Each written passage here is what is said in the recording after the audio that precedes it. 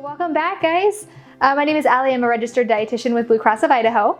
And today we're going to be making a fresh soba noodle salad. With the weather getting warmer, I know that we don't want to spend as much time cooking in the kitchen. It gets a little bit toasty in there. So having something that's a little bit more light and refreshing on the side, I think is a really great option. So we are going to start with our soba noodles. Our soba noodles are made with buckwheat, which means they're actually gluten-free. So that's super exciting for those who can't tolerate gluten. They're also very, very high in fiber and manganese, which are super good for you. So this is going to be our base. I cook these noodles just to package directions, toss them in a little bit of sesame oil just to make sure that they're not sticking to each other while they cool down in the fridge. So we're gonna set these aside for right now and we're gonna make our dressing. All right.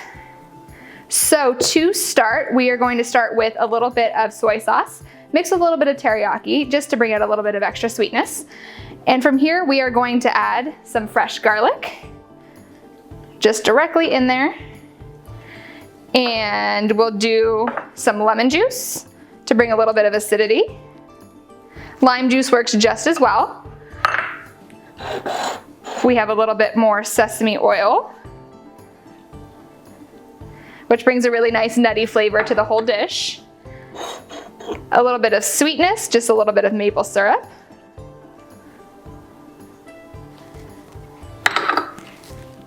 And some rice vinegar, just to brighten it up.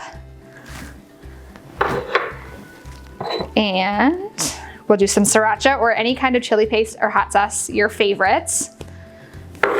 And then we will add a little bit of ground ginger and sesame seeds. Perfect. And from here, we are going to just whisk it all together.